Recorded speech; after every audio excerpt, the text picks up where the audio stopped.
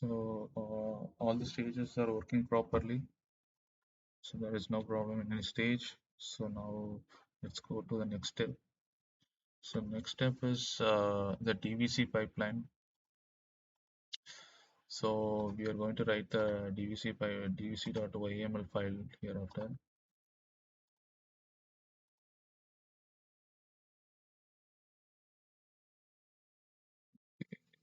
dvc.yml file is here. So initially the data ingestion stage. So in the data ingestion stage, you'll be running this command.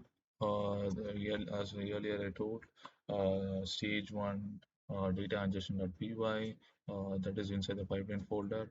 So the dependencies or the file itself, there is a dependency, and then the config.yml file, and then it produces an output, a data set, and then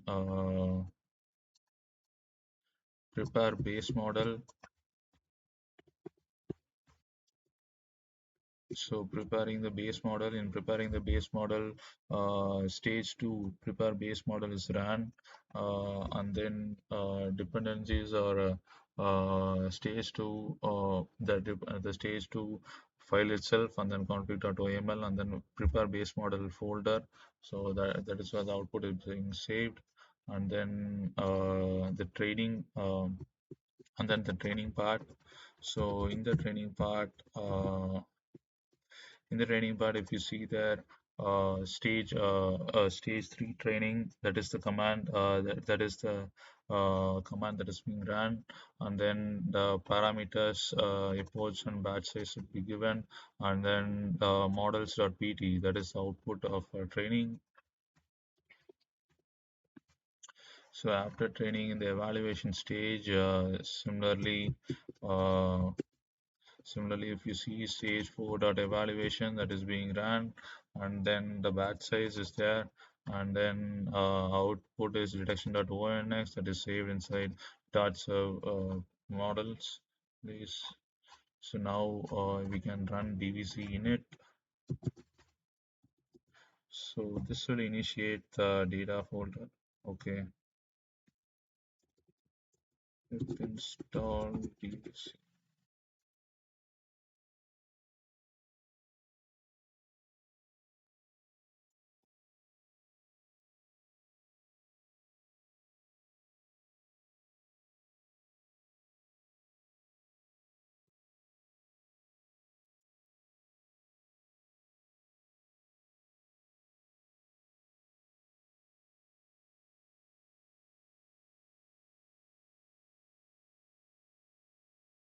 Don't think it will install. Let's see.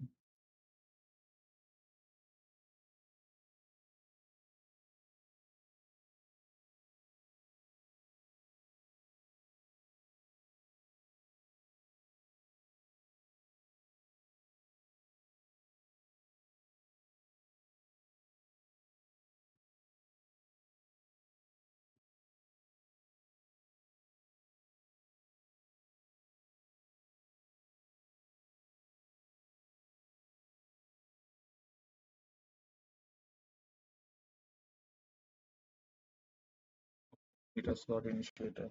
Cool. And DVC repro.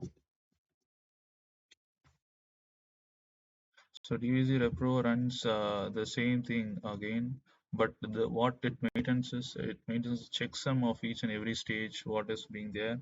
So depending on the checksum, it either while running for the second time, it either runs the stage or else it doesn't run a stage. So that is the advantage of DVC repro command, data version pipeline, control pipeline. So I will show you. So training is being ran. So after the training is ran, I will get back. Fix the issue. There was some issue in the uh, caching part of data ingestion pipeline. So as of now, I kept it dataset.zip for evaluation.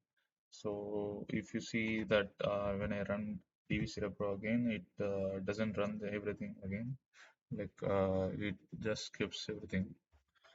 So after this, let's commit everything to Git.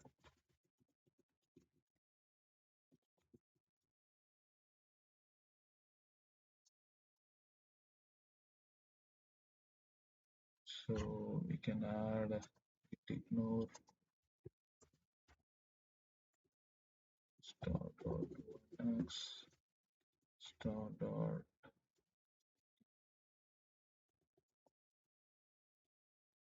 then artifacts.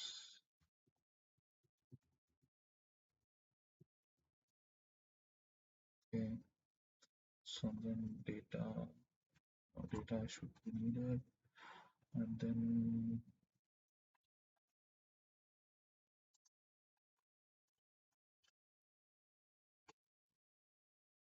we can skip the rounds.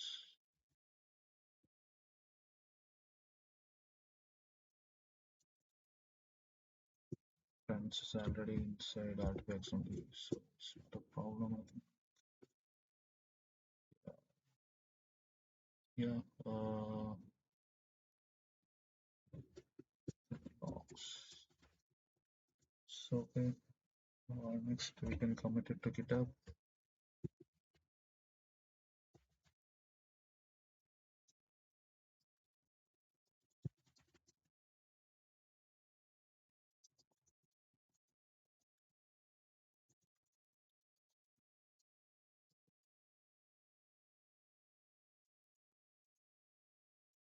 Data ingestion to model evaluation pipeline. Push origin. And okay, now we are good to go. So the next workers.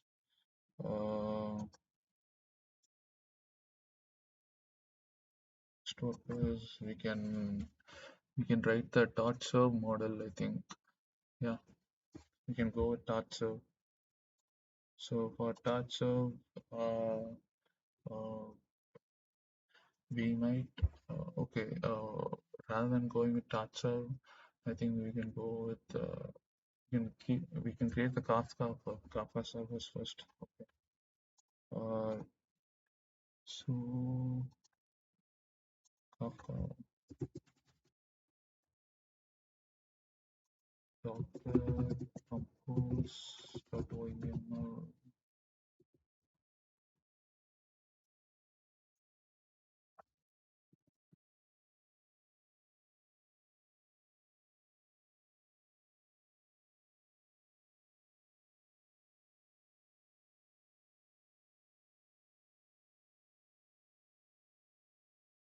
So in Docker compose, we are going to use Confluent Kafka version.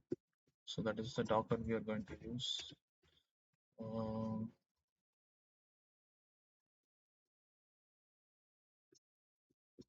So Zookeeper, we have initiated it. This is the Kafka service. I have named it as a broker. That is the host name. So the ports 29092 will be open, and then we have to remember this Kafka advertise listeners. So only if we keep it like this, it will be you can access it through the producer. You can access it through a producer or consumer from different Docker, and then it creates a topic. These are yeah. Then and then we are going to create a network, Kafka network. This one we have to create it externally. So I kept it as external network. So we can create it.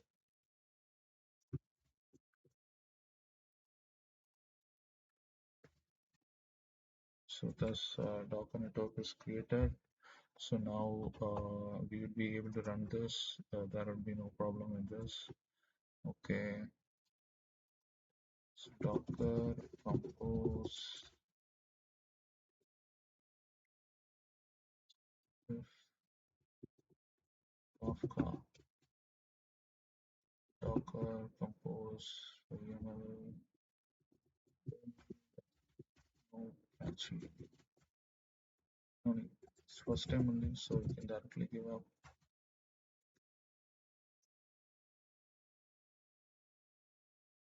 So it's pulling everything.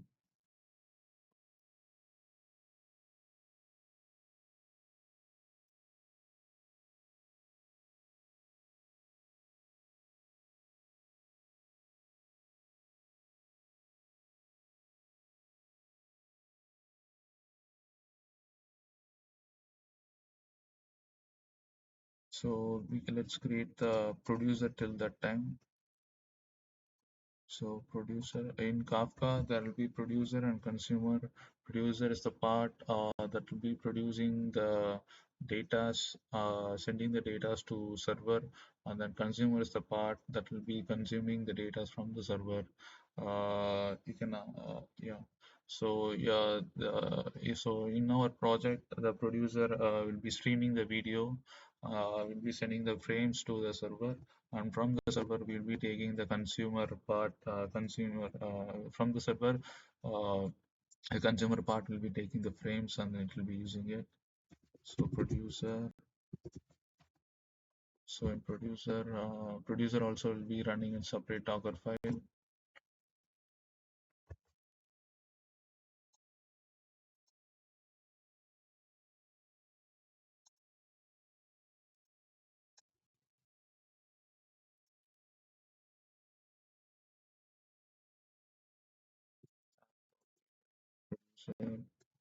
So as we are going to Docker, we need to change the dataset.yml file to app. So because there is a problem in analytics, so that's why we are changing this. You need to get the root folder here, that's why. So I think the Kafka server is up and running, and then let's create the producer now.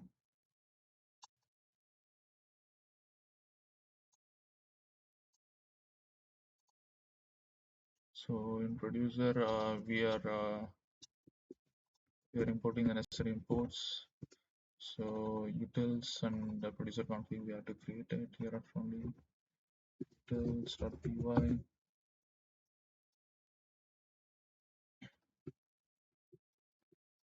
So in utils.py, delivery report will be given. It will tell that it will log the message topic, partition, offset, and timestamp in our console. Then this is used for serializing the image, and then this is used to reset the video dict map, and then this is used to create collections unique. I think we won't be using this function. I don't know whether that you're using or not, but okay. Uh, and then uh, we can write the config, producer config,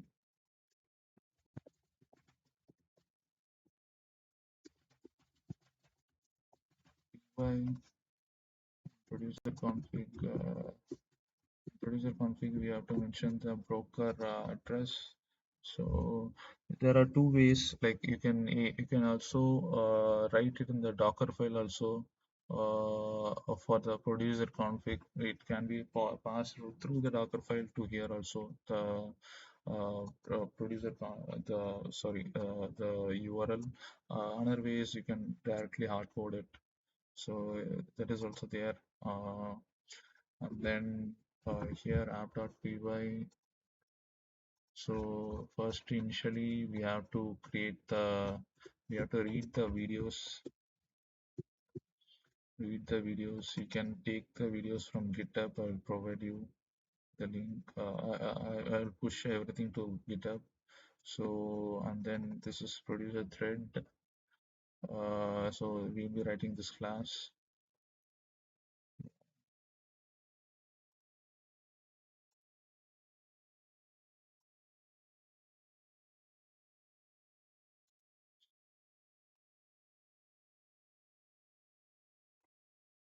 So I will copy the videos now.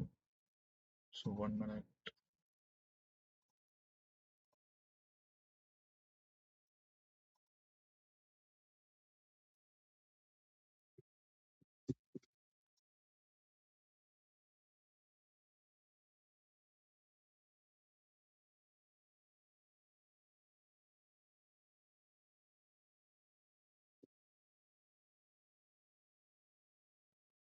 we have got the videos folder.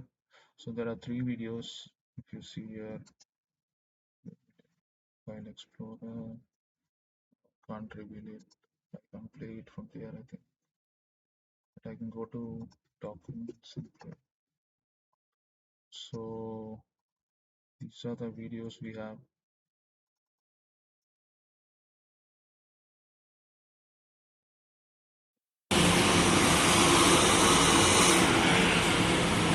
So since it's a traffic data set, I took traffic videos. Yeah, now let's go and code. Uh, so after this, we are going to create the class produce a thread class. So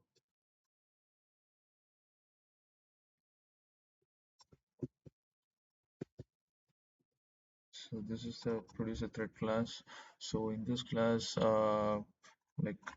as we are sending the videos from here, so we producer it will be taking inside the config initially, and then when the start is called, that is here, when the start is called, it will take this function, and then with the video parts it will be passing it, and then it will be executing it. So three videos will also be simultaneously running. uh, yeah, so it's like it will access a thread, and parallelly we'll be getting the videos concurrently. So that's why this is used. And then now let's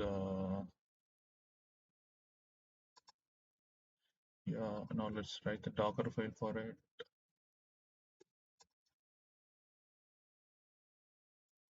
I know mostly this video I'm mostly copy pasting it, but in upcoming videos I will make sure that I will code also, because it's going to be a long video, so that's why I'm copy pasting it mostly. So I will also make videos based on this topic, this Kafka and video streams topic separately. How you can communicate Kafka from scratch, and then how you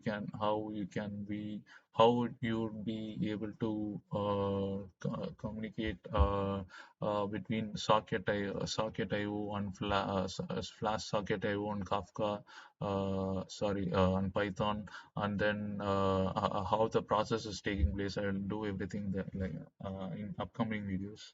In this video, mostly I'll be telling how to execute this. Yeah.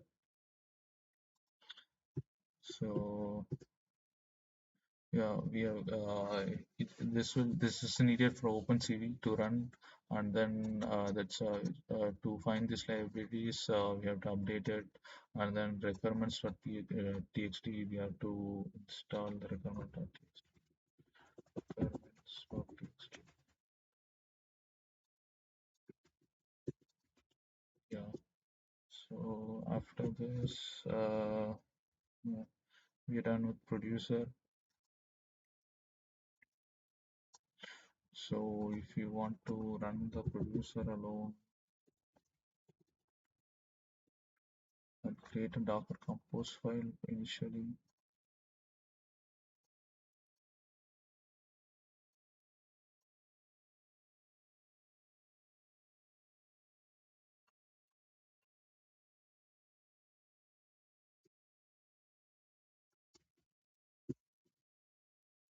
Docker Compose.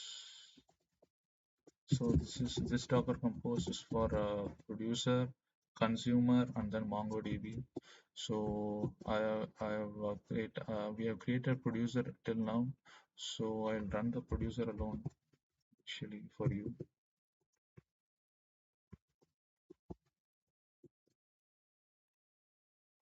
This is MongoDB. So just you can copy the image, paste the image, and then this give the host name. These are credentials. It will be running in this port. So I will run it Docker compose.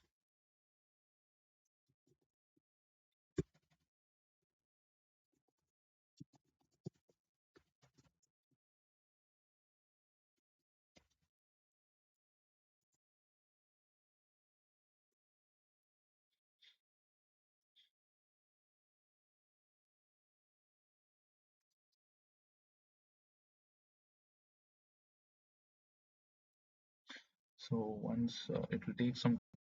So if you see here, the Kafka producer is producing the, yeah, if you see here, the we are able to see the frames and then timestamps, whatever we are logging. This is from MongoDB. These are logs are from MongoDB. Okay, now let's write the consumer. Stop this and write the consumer.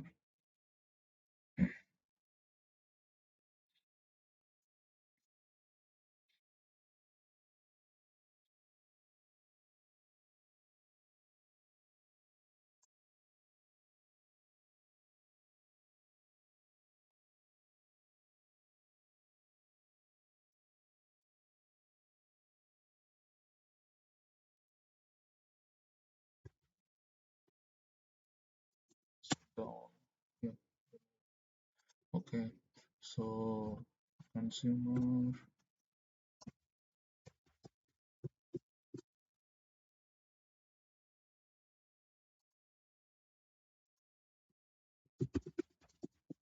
So,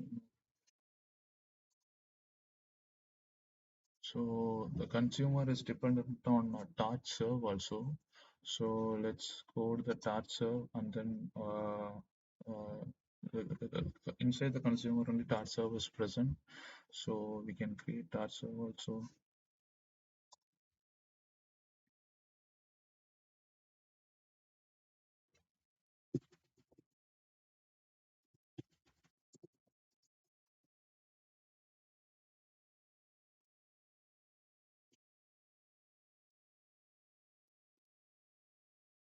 So this is these are the imports. Here we are writing custom handler for Torchserve. So how Torchserve works is I will show you. Uh,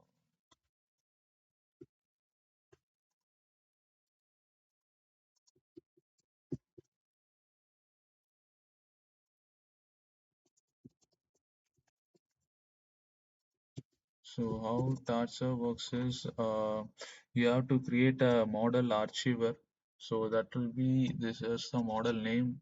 That will be from the ONX file. The dependencies for creating the archive file is ONX file, and then you have to give the path where it should be exported, and then there should be a custom handler file.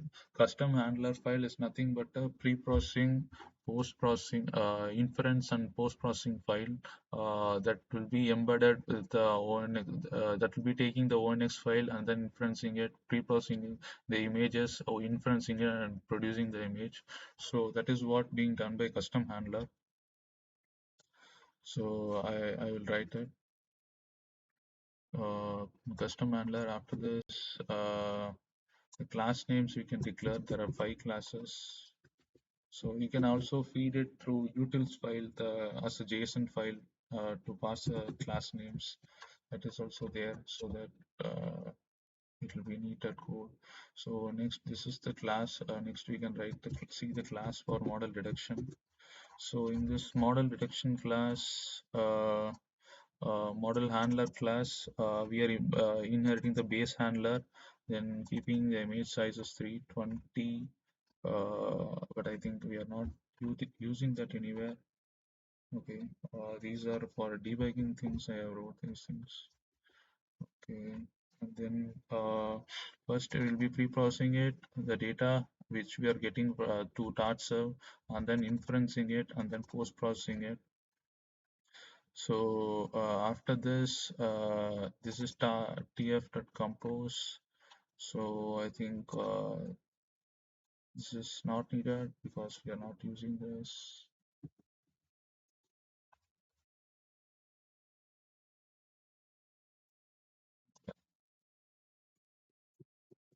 So yeah, what happens is like when you send a image, so it will be encoded. It will be encoded channel by channel. So that is why we are getting it as we are reading the data as a row, as row by row. uh, it will be three set of arrays. So we'll be taking each of them and appending it. So from that we will be forming a uh, numpy array and decoding it to color, and then we are transposing it because in the default ONX code given by the Ultralytics, they are transposing it for ONX models. So that's why we are also transforming it, and then we are returning the input tens. This is not tensor, this is array only, input array only.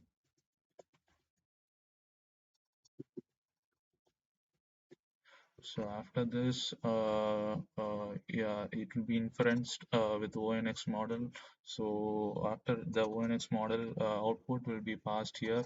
So again, we are transposing.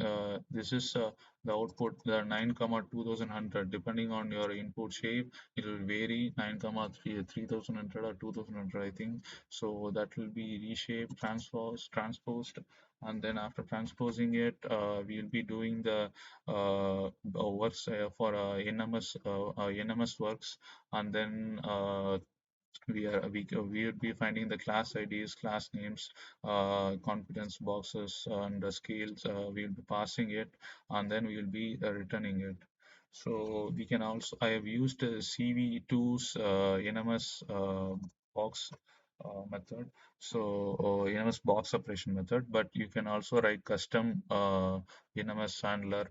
You can, if you want, you can write that. It will be still faster. The post processing will be faster if you write your own code without CV. But here there's a dependency of CV for reading the images also, so I've used it. Uh, yeah, so it's all for custom handler.